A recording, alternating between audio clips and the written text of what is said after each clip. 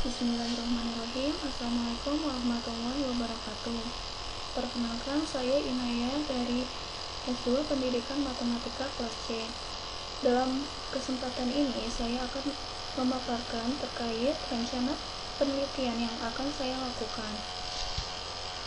Yang melatar belakangi saya melakukan penelitian ini adalah pada masa pandemik ini, pembelajaran dilakukan secara daring, sehingga ada sisi positif dan negatif yang terjadi.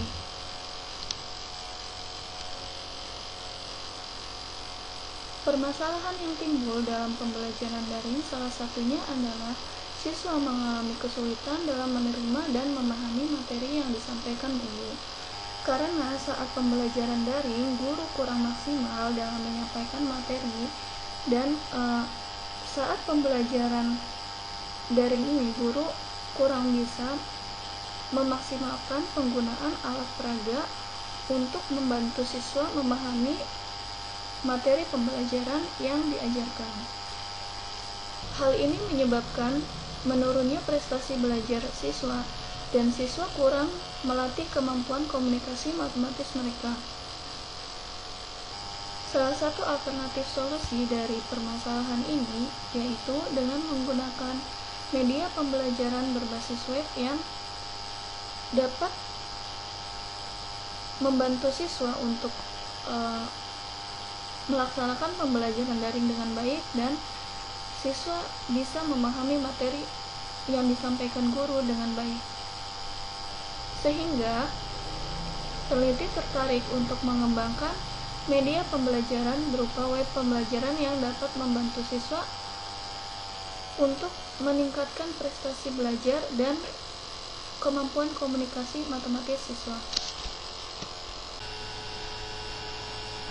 Penelitian ini merupakan penelitian berparadigma mixed method. Model pengembangan yang digunakan adalah model ADDIE. Sesuai dengan namanya, model ini memiliki 5 tahapan, yaitu Analysis, Design, Development, Implementation, and Evaluation. Pada tahap analisis, yaitu dilakukan analisis kebutuhan, karakteristik siswa, dan menganalisis materi serta kurikulum pembelajaran.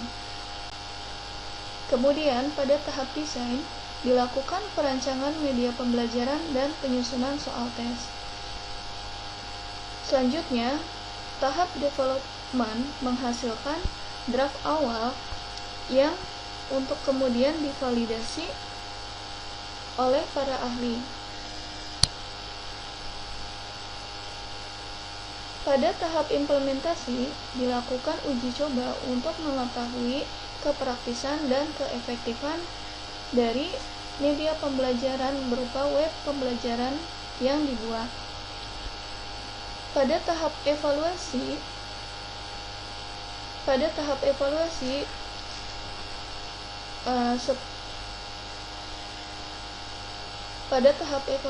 setelah semua dikatakan valid, praktis, dan efektif, maka menghasilkan draft akhir, yaitu berupa web pembelajaran yang dapat digunakan. Kemudian untuk langkah penelitian ini yaitu pada tahap pertama analisis, seperti yang telah disebutkan tadi, berupa menganalisis kebutuhan, karakteristik siswa, dan materi serta kurikulum pembelajaran. Pada tahap desain, dilakukan perancangan media pembelajaran dan penyusunan soal tes. Pada tahap development, draft awal divalidasi oleh ahli. Apabila hasilnya valid, maka lanjut ke tahap uji coba. Namun, jika hasilnya tidak valid, maka perlu dilakukan revisi hingga hasilnya valid, dan kemudian lanjut ke tahap uji coba.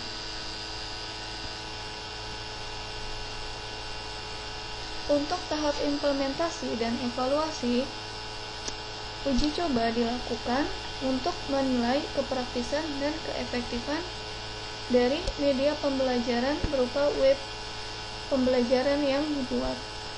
Setelah media pembelajaran valid, maka diuji cobakan, kemudian dinilai kepraktisannya. Jika penilaiannya praktis, maka lanjut ke penilaian keefektifan. Namun, jika tidak praktis, maka dilakukan revisi hingga hasilnya praktis. Selanjutnya yaitu penilaian keefektifan. Jika hasilnya efektif, maka menghasilkan draft akhir berupa web pembelajaran yang valid, praktis, dan efektif. Nah, selanjutnya untuk tahap pengumpulan datanya adalah untuk menguji kevalidan, instrumen yang digunakan adalah lembar validasi yang dilakukan oleh ahli media, ahli materi, dan dosen pembimbing. Untuk menguji kepraktisan, instrumen yang digunakan adalah lembar penilaian guru dan siswa yang dilakukan oleh guru dan siswa.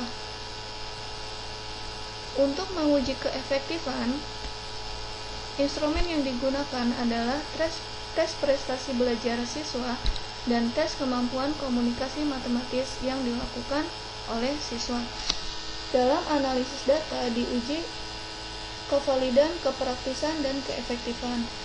Untuk mengetahui kevalidan dan kepraktisan media, digunakan Eigen value dengan interpretasi yang dilakukan menggunakan kriteria jika nilai Eigen kurang dari 0,4, maka dikatakan validitasnya rendah.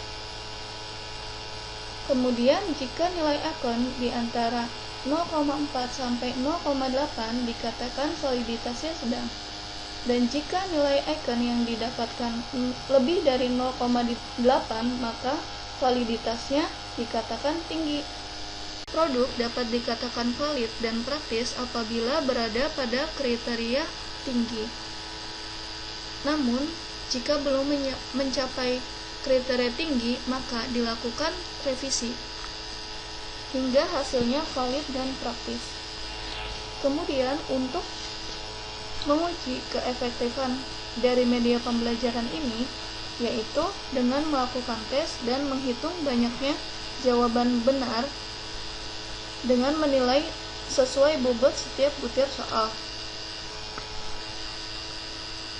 Media pembelajaran dikatakan efektif jika 75% siswa memperoleh nilai lebih dari nilai KKM, yaitu 75. Sekian yang dapat saya sampaikan. Mohon maaf jika ada kesalahan dan kekurangan. Terima kasih atas perhatiannya. Wassalamualaikum warahmatullahi wabarakatuh.